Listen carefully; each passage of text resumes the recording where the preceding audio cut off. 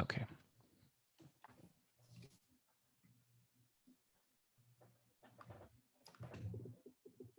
And here we are, Grateful Test Prep.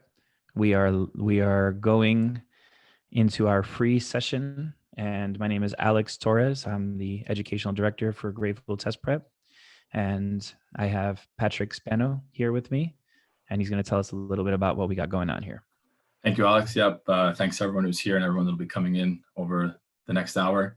As you all know, this is a little sneak peek into what the weekly online group classes are going to be like. All the information is on our website. Online SAT prep group classes. We know that a bunch of tests have been canceled. Students are always preparing for these tests.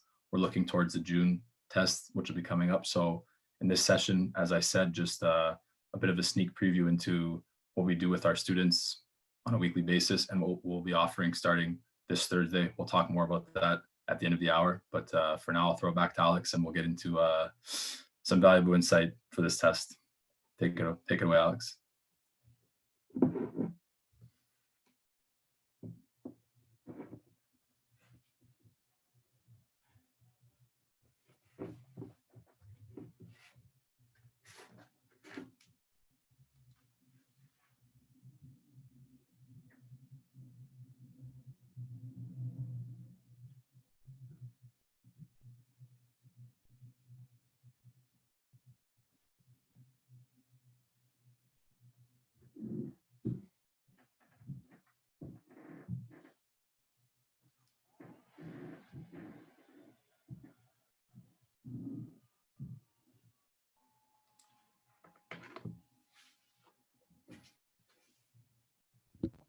Alrighty, thank you, Patrick. Little technical thing, got to break your leg in the beginning there, right? So, okay, so we've got the SAT, which is this very treacherous test. There's a lot going on in there. There's a lot of trickiness. We joke around about the evilness of the College Board, but they definitely make the test challenging. And in that vein, we believe in just giving you everything. So for the people who have been following our YouTube page and have been seeing our videos, we're not holding back. We're not doing what a lot of online instructors of any type, not just SAT, but what a lot of instructors do, which is to kind of give you a little bit of information and make you pay for the rest. If you're getting yourself ready for an SAT, you've got some challenges. It's a tough test. There's a lot to do, especially if you're from outside of the United States and you're learning how to read a lot of this high level material. So we're not joking. This is some stuff that you need all the help you can get. We're going to give you all the information we can give you, even in this free session here. This is going to be chock full of valuable information. So if you're really looking to improve on the SAT, just pay close attention, write things down, watch this. Once it's posted on the YouTube page after it's completed, rewatch it. Basically, what we have for the SAT is a content-based test. There are a ton of things that if you remember these things, then they're going to come up on the test, and you will do better. It's a very predictable test, and so we know exactly what we're going to see before we see it, and we can introduce you to a lot of that. So we're going to jump right in here into talking about the SAT's reading section. So, needless to say, the reading section is really high level. You're getting passages from the 1700s, George Washington, Henry David Thoreau, and there are definitely methods for improving at it. If English is your second language and you don't feel overly strong in just these tests in general, then you may want to consider the ACT as the better option. That's something we tell people all. But if you're committed to ACT, here's everything you need to know about it. You never want to pick an answer without specifically reading the quote. Now, that's going to take a long time, obviously. And so a lot of what we're going to be telling you is about where to speed up and where to slow down. And there's a lot to say in there. When you first read a passage, you want to go super fast, like 60 seconds, just to get the main idea. Patrick, by the way, jump in if you get inspired to add anything. Obviously, feel free to jump in. Sounds good. So the first time you read a passage, just super duper fast. If you're listening to this and you're thinking to yourself, I can't read one of these passages in 60 seconds, that's the idea. You shouldn't really be reading it.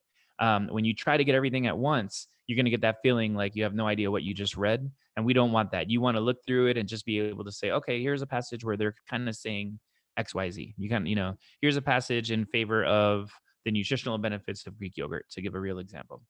So what you're doing is you're getting that general main idea. And what you want to do after that is use the easier problems as an opportunity to get to know the passage. Now, what do we mean when we say easy problems? We have a very, very clear kind of definition of what that is. The easy questions are the ones that tell you where to look. So if it says on line 14, what did they mean? Or when the author said this on lines 26 to 32, and then they ask you something about it. Those are the easiest ones. So you know exactly where to look. Then you go on to your medium questions, which are the ones that give you something to look for. So for instance, if the passage says, find the carrot, or what did the narrator think about carrots?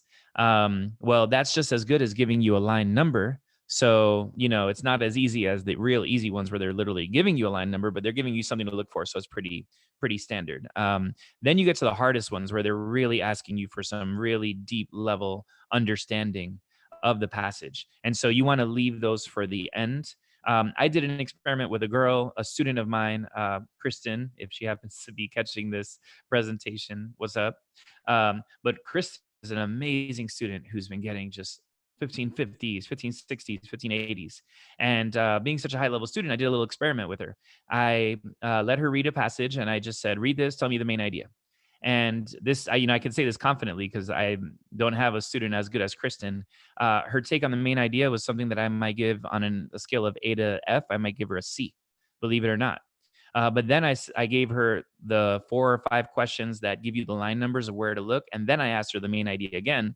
Now she had an A plus. So what we're talking about is this kind of realistic, no matter who you are, how high, medium, or low you are in terms of ability, there's this little learning curve of getting to know a passage. And so we're talking about sort of embracing that, not trying to fight it, and just going ahead and, using the easier questions as an opportunity to get to know the passage better.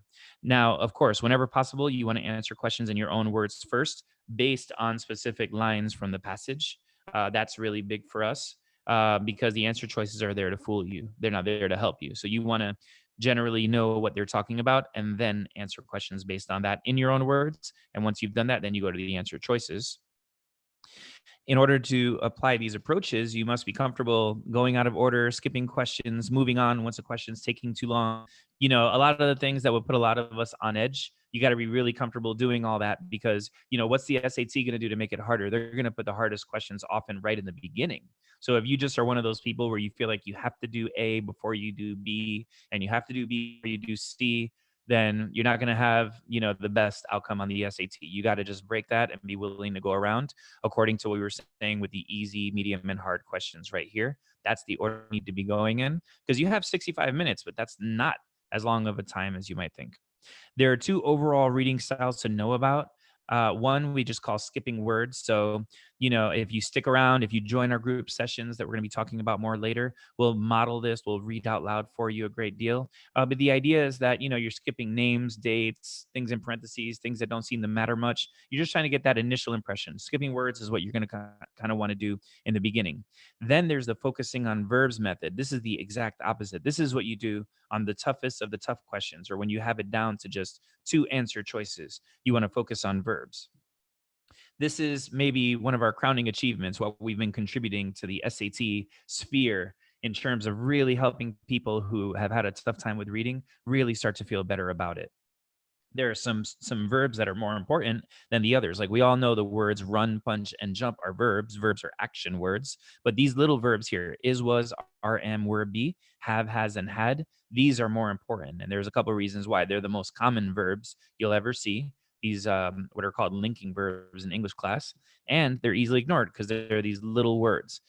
Trust us for now. Verbs are where it's at. Verbs are like a neon sign that tell you what's most important, and you need to know what's most important. If you don't know what's most important, then what the heck are you doing reading all the other stuff, right?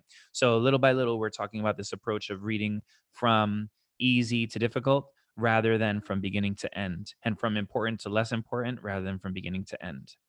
Now, if verbs are so important, then we need to know that there are some words that seem like verbs that actually are not. And that's your ing and to do words. These are simply not verbs. I might say, I like muffins, or I like running, or I like to run. So notice that running and to run are in the place of muffins. They're actually functioning as a noun in a sentence. So if it is true what we're saying that verbs are really important, then you've got to know the uncommon verbs that you may not have noticed otherwise, or actually they're quite common, but the ones you may not have noticed. And you've got to know the ones that we might have assumed were verbs, but we can quickly realize are not. So moving forward a little bit, we're going to our intro to section 2 now. Things you need to know for section 2. There are two levels of what you need to know getting into section 2 of the SAT. There's the underlying grammatical framework, and then there are specifics about the incredibly repetitive things that are being done on the SAT. So getting into some of these foundational things, it really kind of comes down to the verbs that we were just talking about a moment ago once again. Having an understanding of verbs is critically important, not just on section 1, but also on section 2. Verbs are going to improve your reading comprehension, and they're going to help you make these better grammar decisions. The subject of a sentence, now we talked about what the verbs are, the linking verbs, and which ones are not verbs, but also the subject of a sentence is who or what is doing the verb. So for instance, John went to the mall. The verb is went. Who went? John is the one that went. So the subject of a sentence is very important, and it's the one that's doing the verb. So another little side tip for some students that are having a hard time on a reading passage, I might simply have them identify all the verbs and then identify all the subjects, verbs, and objects. So for instance, in this sentence, it would be John went, and where did he go? He went to the mall. So if you go through an entire high level passage that maybe one that you might have been having difficulty on initially, and go ahead and just identify the verbs and the one that's doing the verb and the thing that the verb is being done to, congratulations, your reading comprehension just went way up. So Patrick, by the way, you're keeping an eye on comments. We would love to hear from anyone who's got anything to say or to add or to ask us. Interaction would be so amazing. Anything so far that I need to be aware of as far as stuff going down in that domain? I just let everybody know if they have any questions to put them in the comments, and we get to them as soon as we can. So if there's anyone out there watching, if you have a question about anything that we've gone over or anything you'd like to see us go over, put it inside the comments, and we'll get to it Awesome. as soon as we awesome. can. So moving right along with this, the subjects who or what is doing the verb. For instance, Tina drank some juice. The verb is drank. Tina is the one who drank. Or the verb is like. I am the one who likes blueberries. Now going to the next thing, a clause. What's a clause in grammar? A clause, there are probably lots of ways to mention it, but for us, we would say it's something that has a subject and a verb. So an independent clause is something that we've already been mentioning. All these things here that we've been talking about, these are all independent clauses. They have a subject and a verb, and they can be their own sentence. So John went to the mall, Tina drank some juice, I like blueberries. Now getting into the dependent clause. When you get into a dependent clause, it seems like you're missing something because it's dependent. But there is something else we'll talk about in a moment that's missing something. The dependent clause is dependent not because it's missing anything, but because it has too much. So if we said John went to the mall earlier, now we're saying since John went to the mall. Or Tina drank some juice when Tina drank some juice. Or it could be more than one word. The reason why I like blueberries. Looks like a hashtag. I like blueberries. So the dependent clause has something in the front, usually what we refer to as a weak conjunction. But if I put the word since, it creates that expectation that something's going to follow after. So moving along, using clauses, we have 4 basic sentence types that we can create. We have the independent clause. So for instance, John went to the mall. We have an independent followed by a dependent. That would be something like John went to the mall because he needed shoes. Now, something to kind of talk about here, the dependent clause is something that has the subject and the verb, and then it has what we refer to as the annoying word in the front. Now, that annoying word in the front is actually a weak conjunction. A weak conjunction is going to be a word like because, since, or however. Now, we say weak conjunction because in a moment, we'll be talking about stronger conjunctions. So because, since, or however are going to be our weaker conjunctions. A dependent clause followed by an independent clause is another kind of sentence. So far we have 3. We have the independent, independent, dependent, dependent, independent. So this is going to have the clause that starts with a word like since in the beginning. So since John went to the mall, he has shoes. So you've got your dependent followed by the independent. Now, one thing to notice here is that number 3 got a comma. So dependent, independent gets a comma.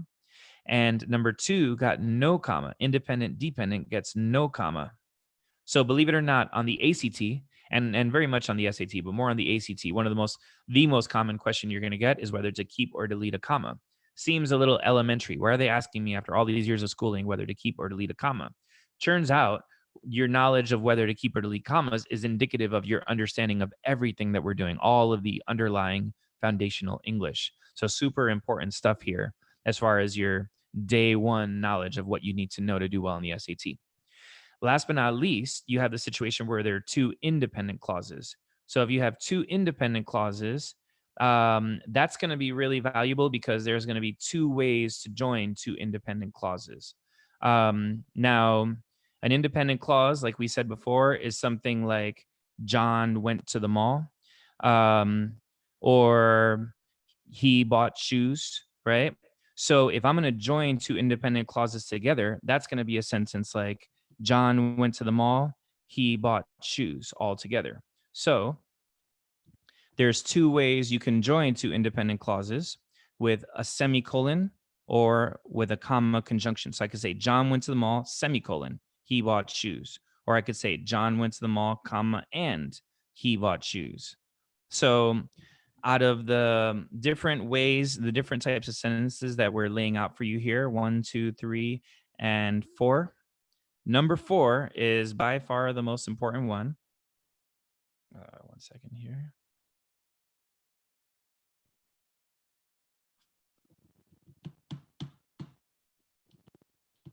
So 1, 2, 3, and 4. Number 4 is by far the most important one. There's a lot there. Mainly the idea of the run-on sentence. If you have the 2 independent clauses with just a comma between, that's a very important error called a run-on sentence. They're going to quiz us on that because that's what we do when we're text messaging our buddies. We just kind of write clauses with commas in between. But if you have 2 things that could each be their own sentence, you need to join them with a semicolon or a comma and a conjunction. Now, we talked about the weak conjunction a moment ago. Those are words like since, however, furthermore, moreover.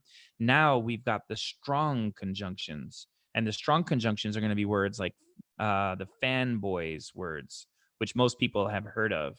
And the fanboys words are words like for, and, nor, but, or, and so. There's no why. It's just in there so that it sounds like fanboys.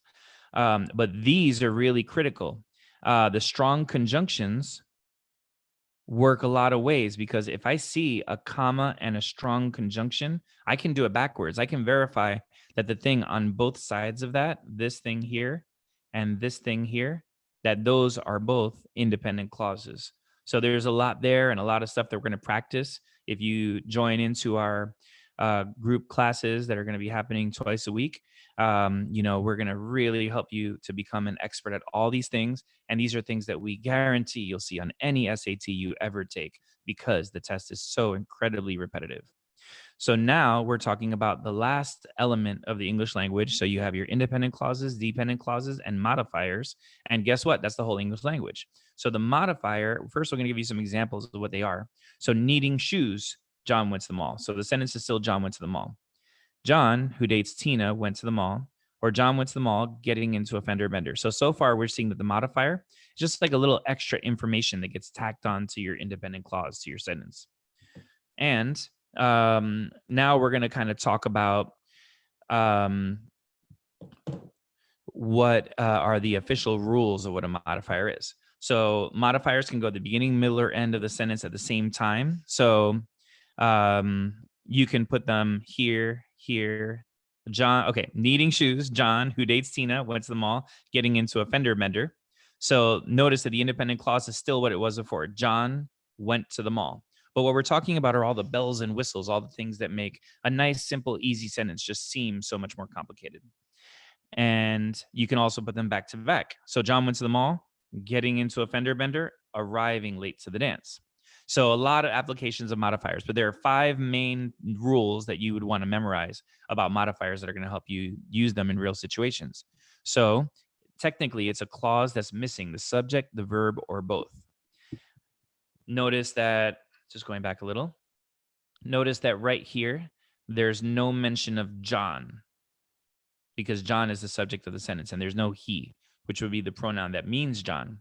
And there's no verb in there because we specifically said earlier that ing and to do words are not verbs. If you're looking at the next one, who dates Tina? Now, this is actually missing the subject. There's no mention of John or he. Again, it says who, which is kind of the same thing, but specifically, we need to know about the person who's doing the verb in the sentence. So there is a noun in there. It's just not the subject of the sentence. But there is a verb in there. Dates is a verb. So this one is missing the subject only. So a modifier is going to be missing the subject, the verb, or both. If it's deleted, the rest of the sentence is okay. So everything that we have underlined there, they could all be deleted and the rest of the sentence would be okay. It can be placed at the beginning, middle, or end of the sentence, as we showed you. They're always separated from everything else by commas, like we mentioned. And what they provide is extra optional information, as is kind of obvious looking at these examples. So if you've stuck around for all this, then you know everything there is to know about English foundations. And, section 2 is a little different than the others because in section 2, you get an information overload, and then you just see the same things over and over again every time you do an SAT. So, why not? Why not? We think that section 2 is one of the areas where it's just easiest to boost your scores because it's these same exact things that we're talking about right now are the same things that we would talk about anytime we do a section 2 for any SAT, whether it be tests 1 through 10 that are publicly available on the College Board website, or whether it be any of these official tests that are being administered, the QASs that we've gotten our eyes on here and there. They're all doing the exact same thing. So, it behooves you to get to know what that is and to not be like a lot of your peers who don't study, to be honest. So, going over to some of the most common questions you're going to see in section 2. So we just did the English foundation, like the foundational stuff that goes into any sentence that you work with. And now we're going to talk about some of the common questions that are going to come up. And there are only about a dozen of these. So if you're a master of these 12 questions, you could come out of today's free session really having a strong boost on your SAT score. So one is an excuse for the main idea. The one-liner for this question type is to announce it. This question will look like this. Which of the things sets up the examples that follow? So when the essay like that, they're basically saying, what are the examples that? And in some kind of weird, when you say, okay, well, these are examples about the nutritional bits of Greek yogurt, when you announce that to yourself, suddenly you notice that one of the answer choices looks so much better than others.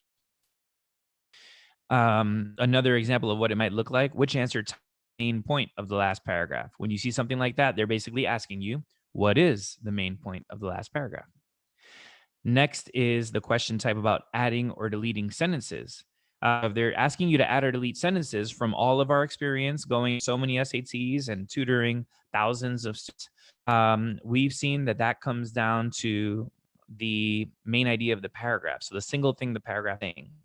Going back a little, what these questions look like. The writer is thinking of deleting the preceding sentence. The writer add or delete this sentence. And it just simply comes down to the paragraph. And that sounds like nothing, but a lot of times it could come down to the sentence we're talking about or the passage as a whole. But to get to this type and know that it's about the paragraph is hugely valuable. The next common one is sentence location. The SAT is going to ask you, where's the best place to locate sentence 4? And what we've noticed is that here you want to look within the sentence and imagine what comes before and after it. In other words, you don't want to just in to just reading sentence 4 and then immediately seeing where it's going. If they're asking you about sentence 4, it's because there's something special about it. What we usually refer to relational words. And that's what we're saying right here in the presentation. But a good example would be this sentence that's actually from a real ACT. There, she became a famous actress. So just looking at that sentence, what we want you to notice is look how much you can imagine the passage is about seeing that one sentence. There, she became a famous actress. So in a real SAT setting, you want to stop and say, okay, what are the relational words? Well, there means she just moved somewhere. So if you take the moment to do that, then you can easily say, okay, now go to the different that are being offered to me to see for which of them were they giving me an answer choice where the person must have just moved to some new place because there became a famous actress. Now, occasionally, you may want to look out for married sentences. Sometimes there will be sentences that not be apart from one another. So, for instance, one very important to know about is online learning. online learning is very important because it's the wave of the future, right? Those two sentences are kind of like a 1-2 punch and they cannot be separated. So if they're asking us to place some specific location, we're not going to place it in between something that has that effect of a one punch. So the next one is transition words. Transition words, whether to pick however or furthermore. You want to invent your own word based on the sentence that comes before and after.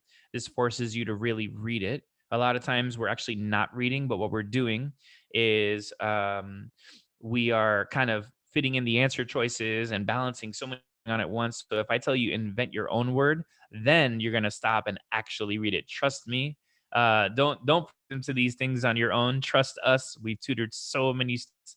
We consider ourselves one of the foremost authorities in the world on the SAT. And don't repeat our mistakes. Trust me, when you get to a question type like this, even though you think you're probably not truly reading and comprehending what you're doing, but if you ask yourself to invent your own word, then you'll be truly reading. Next, this is a little more frequent. You want to be aware when you're in the conclusion of the passage. The conclusion of the passage is going to require conclusion-esque kinds of words. For instance, um, the word then a lot, so nothing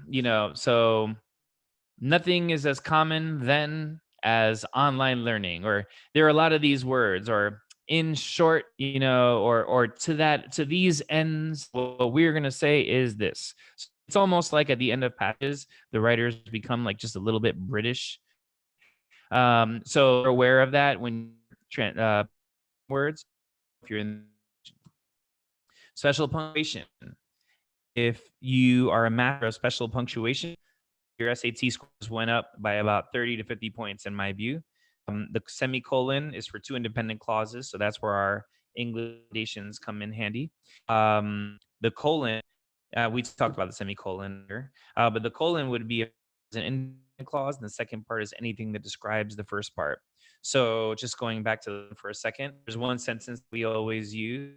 There was only one thing Scooby-Doo. The way, Patrick. Yeah, sorry. Before we get into this, one of the people watching asked if you could repeat the point about the married sentences from the last page. So Sure. to be aware of the married sentences, you could re-explain it. Totally.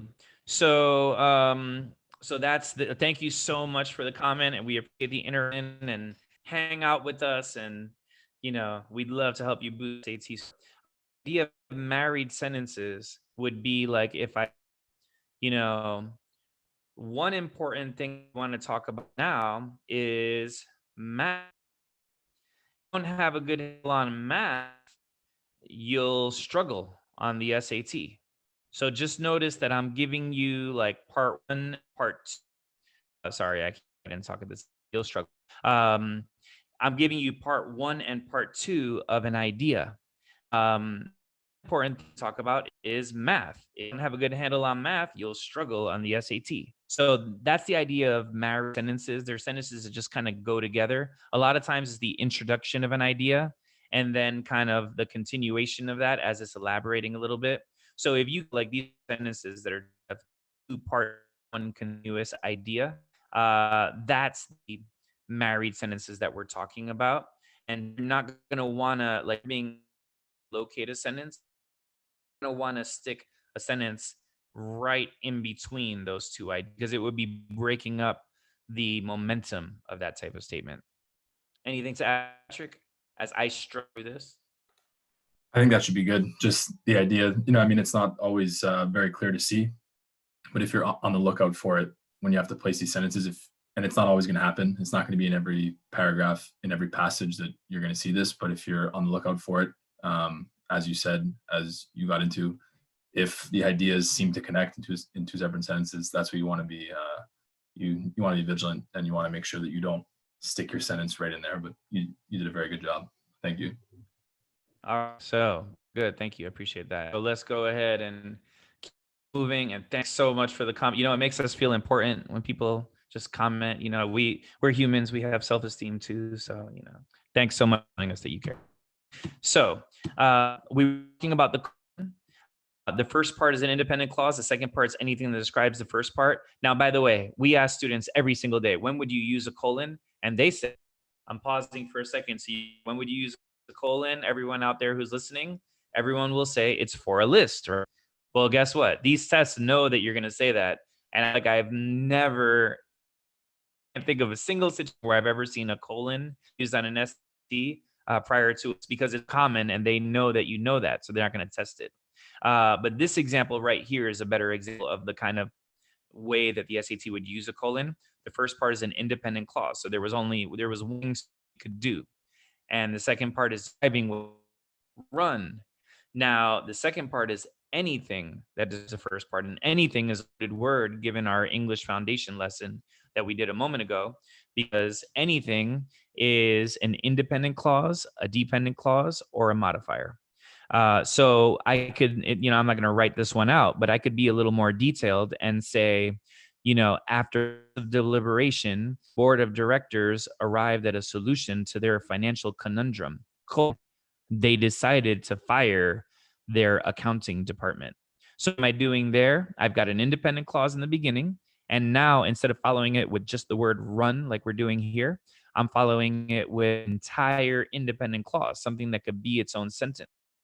Pretty interesting, just that a colon can be used in so many different ways. And that's why a lot of the things we're talking about today, these are things that you really want to have memorized, well memorized, because there will be some weird questions that are a little ambiguous and that even the tutors in the world, I'm not quite sure what was the answer on that one. But there are so many things that are concrete, and that if you know the rule, your score will up. That's what you want to focus your energy on. I mean, if you miss a couple of those ambiguous questions, poor you. You just got a 1580 on the SAT. The next one is the long dash. So I'm going to go ahead and try to fix that little issue that, the writing was overlapping with it. But the long dash is another rule really worth memorizing. And one long dash counts as a colon. Two long dashes counts as a set of parentheses. So the next that's really common on the SAT is the idea of effectively combining two sentences. So effectively combining two sentences is kind of like a bunch of questions in one. So you want to kind of just have this one liner memorized so that you can kind of say, okay, well, I already know that this is roughly 4 questions in one. And so I can kind of go down my own list and be a little more proactive rather than reactive. So it's a lot of times comes down to flow. So flow kind of goes along with wordiness. The SAT never wants you to be overly wordy. We're going to talk about that in a moment. Transitions, like we talked about before, words like however and furthermore and since. Word order. So sometimes all the right words will be there, but they'll be in the wrong order. And this one's the most important, the most common. Avoid restarting. Sentences that restart sound like this. School is fun. It is my favorite place. Although we wrote like that in the 3rd grade, in school and in college, we would just realize that that's really just one idea, and we wouldn't want to stop, and restart unless there's a real reason to do so. School is fun. It is my favorite place. Great if you're in the 3rd grade. So good if you're on the SAT. Now we're going to the next one. The string of nouns joined by prepositions. So what's a preposition? The relationship between nouns. So the keys might be above, below, in. They may own the table. They may belong to the table. They may be on the table. So prepositions tell us the relationship between nouns, and they're often location words, but they could be any relationship. So John is the cousin of Fred. Their prepositional relationship is that they're cousins. But what this is used for is to confuse us between singular and plural. So here's a good example. The keys on the table of my cousins in college for agricultural sciences in Canada. So what keys, table, cousins, college, agricultural sciences, and Canada, all nouns, and then you have all their prepositions connecting them. The keys are on the table. The tables are of my cousins. My cousins are in college. The college is for agricultural sciences, and it's happening in Canada. What's being done with this question type is we're being spun around in terms of singular and plural. We have plural, singular, plural, singular, plural. and singular. And so at this point, when we get to making this decision here, we'll be a little confused about whether it should be plural or singular. Uh, Rule is you judge singularity and plurality by the first noun in the string. So this is essentially saying the keys are gold, and that's it. So once you've kind of gotten rid of all the fluff, then it's really easy to make a nice, easy decision. And really good example of how powerful a lot of these one-liners are. When you know the rule, you get it, and you move on. Like I said, there will be some tough questions. We'd be lying if we said that there wouldn't be.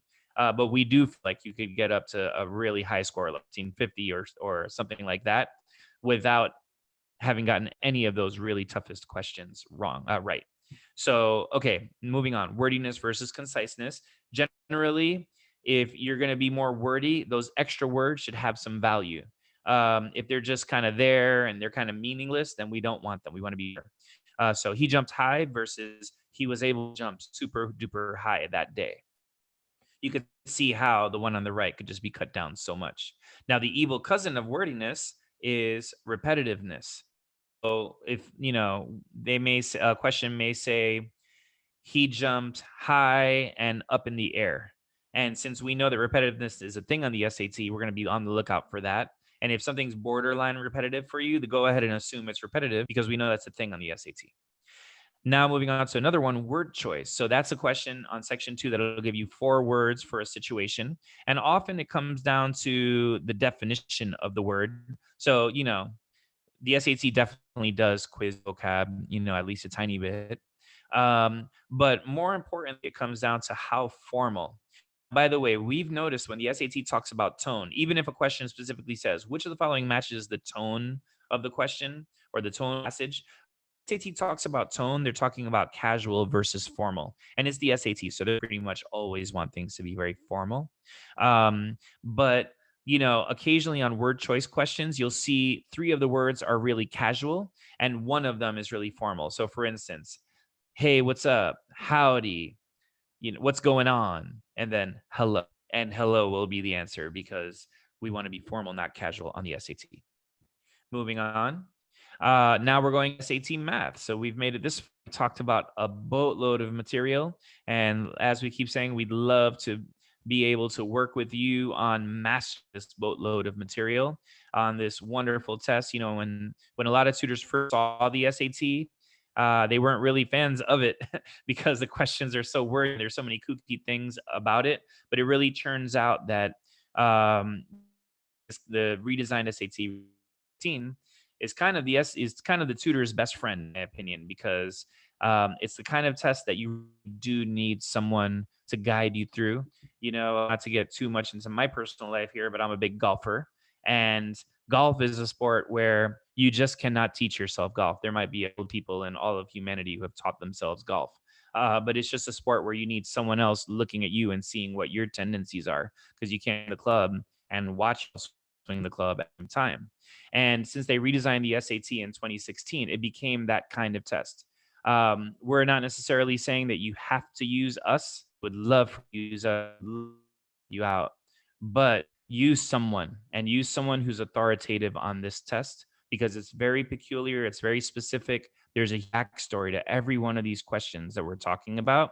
And you don't want to just be depending on your natural ability. Your natural ability might be quite high, but that just does nothing for giving you insight into the history of how these questions have been developed and the cutting edge of how, with every subsequent new SAT comes out, there are these little tricks that are kind of being unearthed little by little in new tests. So you need a tutor who is right there, who only does SAT or SAT and ACT. You need a specialist, and you need someone who's going to really give you that inside scoop, because guess what?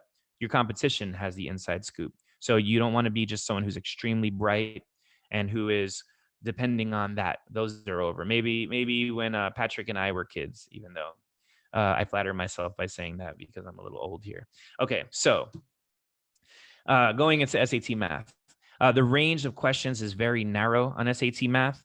The vast majority of questions you're going to get are going to be linear y equals mx plus b equations, quadratics, parabolas, and exponential equations. And then there's going to be very little other stuff besides that. However, within that range, they're very specialized. So, it's almost, the comparison I use for this is that, you know, when teachers are teaching these easy classes like Algebra 1 and Algebra 2, I was a teacher in high school when I first started, and I saw how it was. One chapter might have 25 main things that are covered within that chapter. But there is some liberty for the teacher and or the school to say, you know what, there's 25 concepts, but let's just pick the 18 most important ones. So there's some discernment there. And what ends up happening on the SAT is that even though they're keeping it to these quote unquote low level or easy concepts, they're asking about all of those concepts. So just because you took Algebra 1 or Algebra 2 or geometry, don't assume that you know everything you're going to see on the SAT. They get very specialized with it. And stick around with us, and we would love to show you specifics about that. The wordings of the questions are super high level. That just doesn't just go for math; it goes for reading as well. In reading, we're seeing passages from the 1700s, and what we're seeing as we move from the older SAT to the redesigned SAT is the same idea that was explained in 5 or 6 words previously is now literally being explained in 45, 55 words. And don't reinvent the wheel. We've counted those words for you. We know. But if you want to prove it to yourself, pick up an SAT. And I almost feel like I should have picked this as an example. There's an example on SAT test 8, I believe it is, that's about leaf litter versus uh, I don't know, let's say leaf litter versus density or something like that. But instead of leaf litter, actually, no, it's leaf litter versus location, I think it is.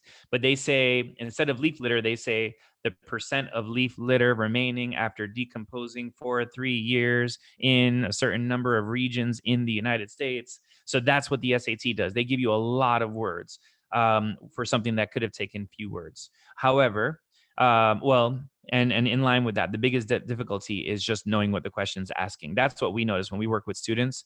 We notice that, it's not the math, it's knowing what the question's asking. That is the hardest thing. But the good news there is that this improves naturally with practice. So, in terms of the verbal difficulty of the SAT, don't put pressure on yourself to like get better at that per se. Do 15 practice tests and then look back and see how you're improving at being able to know what the question's asking. Because, although we have all the tricks in the world, there's no substitute for practice and for putting in the work with anything in life. And the SAT is no different. The test will spring some random topics on you that or just not on any other test. So little things. And this is one of the reasons why you'd want to really go with someone who's a specialist. For instance, undefined denominator. So there'll be a question that doesn't seem like it's at all about that. And if you get 2 answers, one of them causes a zero denominator. Just really little sizing things.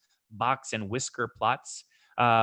There were no box and whisker plots on any SAT that had ever come out before. I believe it was the March 2017 SAT, which had not one, not two, but I believe 3 box and whisker questions on it.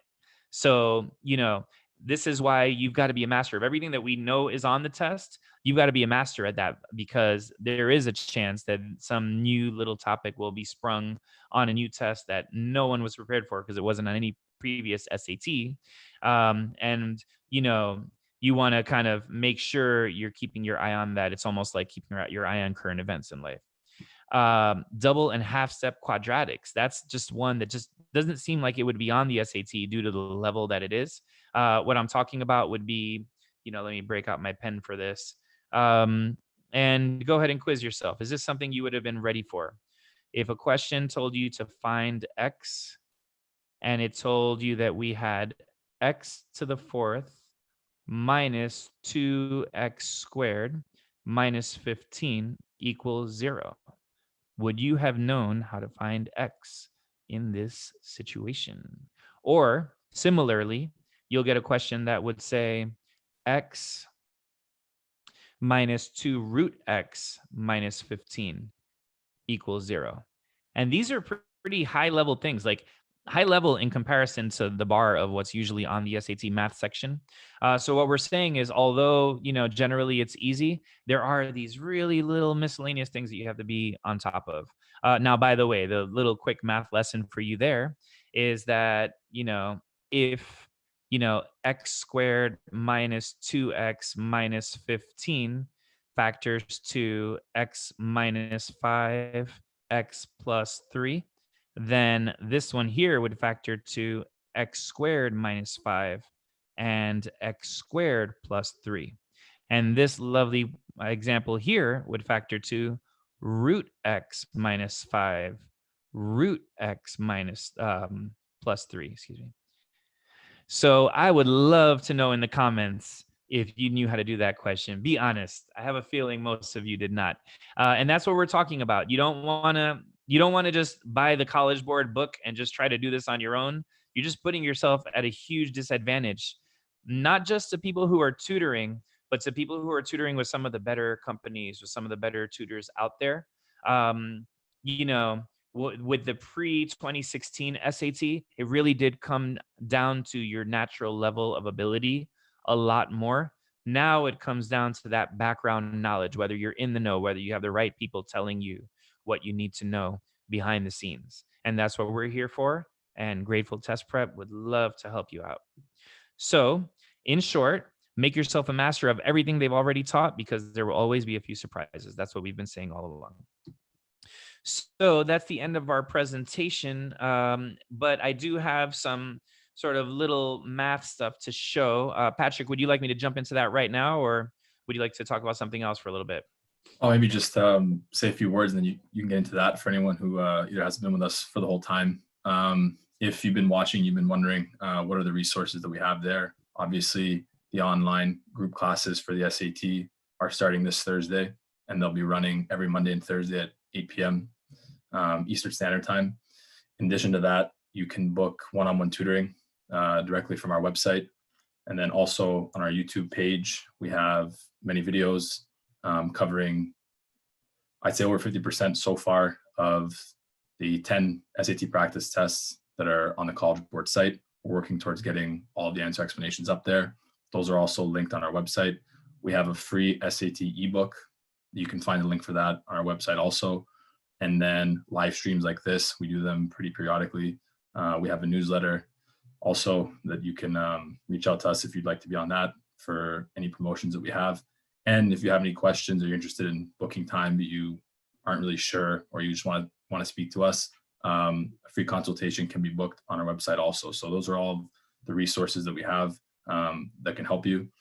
And I'll let you go on with the math, and then we can touch more on what the SAT group classes are going to look like, which will start on Thursday. At around the 55th minute there? Perfect. Yeah. Alrighty. So just like we did when discussing section 2, we had some foundations, and then we went into the specific most common questions you're going to see. When it comes to SAT math, it's the same thing, just on steroids, because this is our breakdown here of everything that we've seen on the SAT. We've nerded out when it comes to studying the SAT. We've taken all of the official tests that we've gotten our eyes on, the question and answer services that are released, and we've categorized those questions according to the concepts that are coming up. And, the good news is they're incredibly repetitive. And so, I can't show you what's in this folder because these are the official SATs that I don't believe we're really allowed to publicize so often. We do a lot of work on our YouTube videos talking about SAT tests 1 through 10. But when we get into the March 2017, the October 2019 tests, which are equally important, those are there's some privacy there from the College Board, and so we can't show them to you. But we can tell you that we've studied them, and that we've really got it down to a science in terms of any concept. I'll just give you a quick example. For instance, one of the questions that you'll see a lot of, and I can actually pause my screen here so I don't give out any of that information that we'd get in trouble for giving out.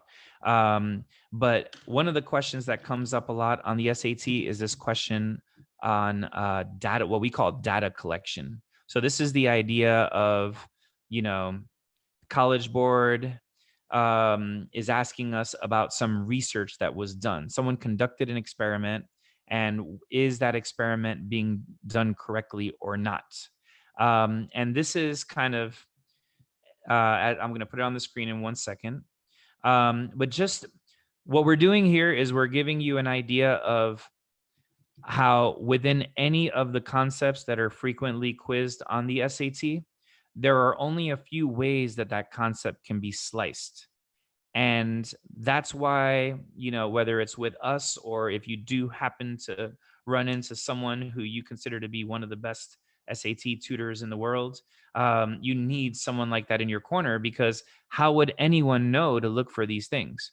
So, for instance, right here, this is an example of a data collection question. And we just know through our work that we've done over the years that when it's a data collection question, there are three things to look out for. Number one, you want no definitive statements and no definitive predictions. So, by the way, the SAT asks a lot about margin of error. There was a question on one of the more recent SATs asking, which of these situations has more margin of error? Margin of error is the idea that if I asked everyone in the United States, what's your opinion on this matter? And then I make a statement that says, everyone in the United States thinks this, I have a 0% margin of error because I actually did ask everyone. And the closer I get to that, the lower is my margin of error. However, if I take a sample of a group, so I took a sample of 1,000 randomly generated Americans, I cannot say, this is what Americans think about this. This is their opinion on this. There's no way to do that because I would have to sample everyone. So a definitive statement would say, this is what definitely happens. Number two, you can have no bias. And bias happens in the location you pick for your experiment or the people you pick for your experiment. So, I'm a big golfer. You can't go to a golf course and ask people, do you like golf? Because their answers would be inherently biased. And that has a lot to do with randomness. Later SATs have been asking more and more about randomness. So you can't open up the phone book and call the first 100 people in alphabetical order. Although the letter of their last name is not going to dictate their opinion in any way, it's still not random. So that's a form of bias as well. Last but not least, you can only reflect on what you studied. So if I want all Americans, I can't only pick people in my county. I need a random sample of all Americans from all over America, from all age groups, from all gender groups, from all walks of life. So what we're here to demonstrate to you is that we've done work that you don't want to have to do on your own. You want to come into these questions already knowing, if I get a data collection question, there are three things to look out for. Is it one? Is it two? Is it three? So going into this question, a study was conducted to find out how many teenagers played too many video games. Researchers waited outside of a school to interview students after dismissal. Of the 250 students interviewed, 200 say they play more than 1 hour of video games per day. Which of the following conclusions is best supported by the sample data? So the majority of teenagers play. The average amount of video game time played is, right? So right there, what I'm seeing is some definitive statements, because this is saying what's definitely happening and what's definitely happening. So based on the first one here, we can get rid of answer choices A and B. And answer choice D is a really sneaky one, in the vein of how the SAT is really sneaky. Look at this wording here. 80% of the students at the school who play video games. So what's happening there is that with a really clever wording, we're actually talking about a different sample pool than what the question was studying, because the question was studying people in the school. So the researchers waited outside of the school and just interviewed general students. So if we interviewed general students, now in answer choice D, we're hearing only about students who play video games. So that's not reflecting on what we studied. And so D violates that. And the answer here is C. So moral of the story is, don't reinvent the wheel. Don't put yourself at a disadvantage to other students around your area or around the country or around the world. Just go ahead and get that best information. And when you get this best information that we're offering you, it doesn't mean you don't have to study. You still have to study. And I can't emphasize that enough. You got to take all this information, you got to do something with it. But in my opinion, it is some of the best SAT related information you can get anywhere in the world. And thanks for people who are diligently listening to this lesson. And, we really encourage you to keep pushing and, to get that score that you deserve. So I'm passing it back to you, Patrick. Anything you want to mention before we wrap up? Thank you, Alex. Just want to say thanks again for all the insight. As always, a lot of good information there packed into one lesson. I think that would have taken many, many hours with other tutors or with other test prep companies. So as always, it's great to have all that insight out there. As we said at the beginning, we have nothing to hide. We're not holding anything behind any paywall, contrary to maybe what other businesses might do. A couple of points. Our website link is in the chat. I'll post links to the registration for the online course, as well to our YouTube page. You should already be on it right now. Just a few points in case anybody is wondering why Gradeful, or you're maybe on the fence. One thing that you said, Alex, which is true, is the tests are always changing. So you want to be wary of companies or books or courses that say this is everything you need to know. It's only this many formulas. The tests are always changing. So at face value, that's a lie because we can't predict what's coming on these tests. As you said, you want to become a master of everything that we've seen. We've put in the hours to study everything you need to know and how to master those concepts. As we said, they like to pull tricks out of their sleeves once in a while and have questions that you may not have seen. But at least if you're prepared for all the ones that you know may come up, you're in a much better place. That's the first thing I wanted to say. Also, we're specialists in this space, online tutoring.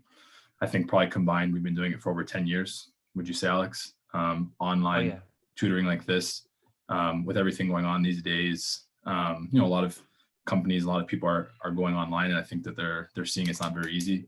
We've been there for years. We're specialists. We have the tools, the insight, the experience for it. So, if you're considering other online, any other online courses or any programs at this time, why not try us? Which brings me to my third point.